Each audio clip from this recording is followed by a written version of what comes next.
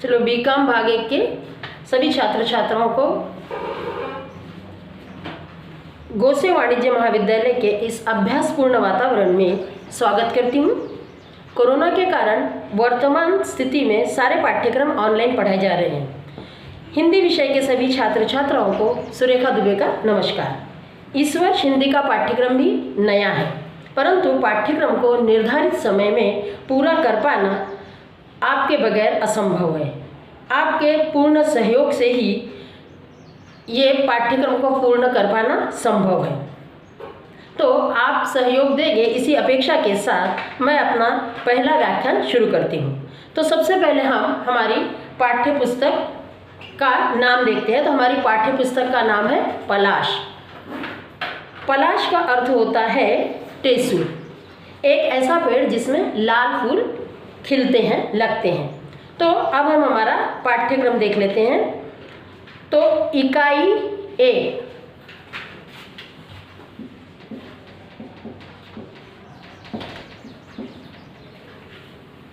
इसमें है हमारा निबंध। तो निबंध में रहेगा प्रमुख त्योहार, सामाजिक में आएगा कि जैसे दहेज प्रथा एक कलंक या फिर कन्या भ्रूण हत्या।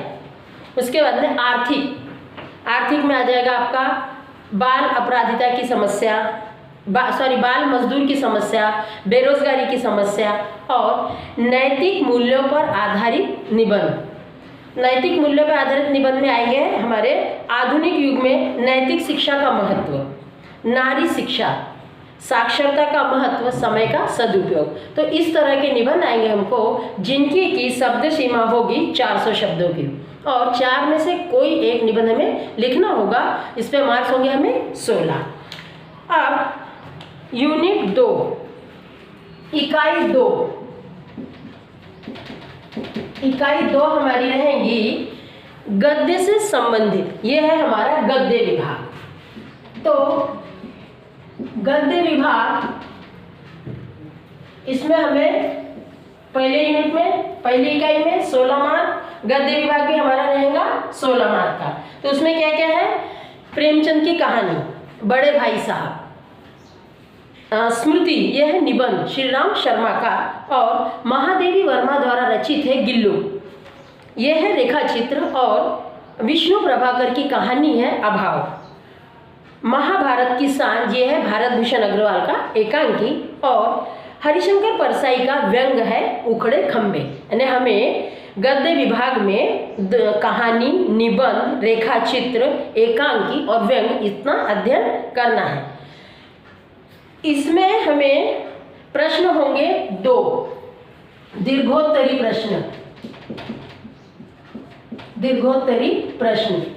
तो दीर्घोत्तरी प्रश्न हमें दिए रहेंगे 2 में से कोई एक प्रश्न का उत्तर हमें लिखना होगा, जिसपे मार्क्स होंगे 16। उसके बाद आएंगी इकाई 3, ये रहेंगे हमारी पद्य विभाग से।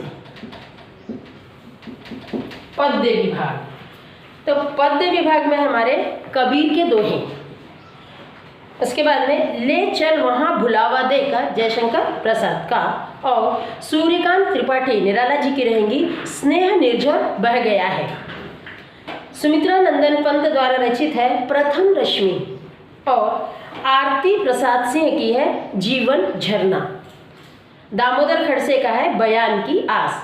ये है हमारा पद्य विभाग। पद्य विभाग में भी हमें दीर्घोत्तरी प्रश्न रहेंगे। तो दीर्घोत्तरी प्रश्न 2 में से किसी एक प्रश्न का उत्तर हमें लिखना होगा, जिसमें मार्क्स होंगे 16। कितने होगा हमारे टोटल? 48। अब हमारी इकाई 4, इकाई 4, ये रहेगी हमारी अन्य पाठ्य सामग्री। अन्य पाठ्य सामग्री, तो अन्य पाठ्य सामग्री में रहेंगी हमें पारिभाषिक शब्दावली। तो पारिभाषिक शब्दावली में जो हमारे कॉमर्स से संबंधित है ना, जैसे इसमें क्या रहेगा, हमें बहुत बार अंग्रेजी में शब्द दिया रहेगा और अंग्रेजी से हिंदी में हमें लिखना होगा। मिसाल के तौर पे जैसे दिया उन्होंने अकाउंट, तो अब अकाउंट को हमारे आम बोलचाल में भाषा में हम अकाउंट ही बोलते हैं, लेकिन उसे हिंदी में क्या कहेंगे? तो उसे हिंदी में हिसाब कहेंगे, लेखा कहेंगे, खाता कहेंगे।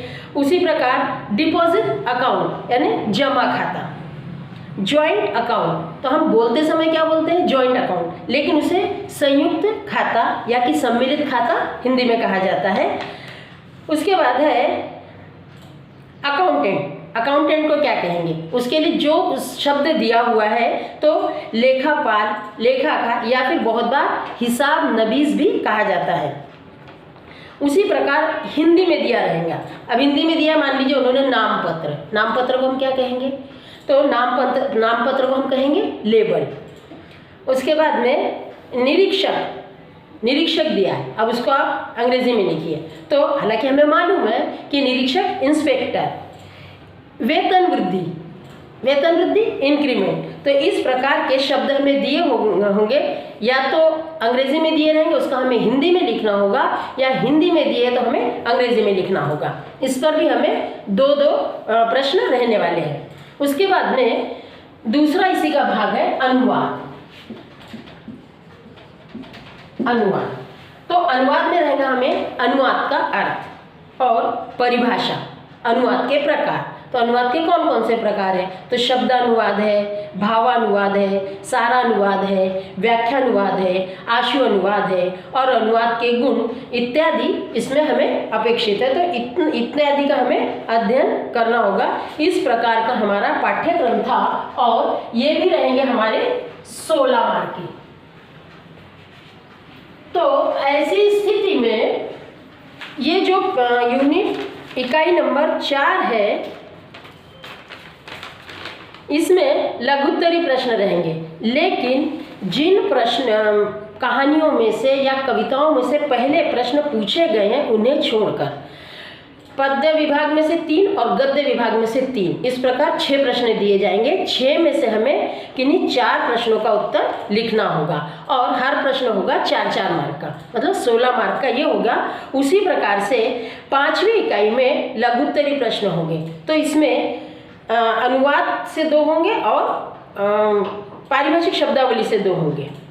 तो इस प्रकार से हमें करना होगा और ये भी 4-4 मार्क के होंगे, यानी टोटल हमें 4 प्रश्न रहेंगे जो कि 4-4 मार्क के, मतलब 16। इस तरह से कुल मिला के हमारा ये पेपर हो गया 80 अंक का और 20 अंक रहेंगे हमारे आंतरिक मूल्यांकन के, है ना। तो उस आंतरिक मूल्यांकन में हमारा रहेगा कि जो हम बच्चों का मौखिकी लेते हैं ओरल, जो हम उन्हें असाइनमेंट देते हैं गृह कार्य, वो और आपकी अटेंडेंस। तो इस तरह से हमारा कुल मिला के ये हिंदी का पाठ्यक्रम होगा।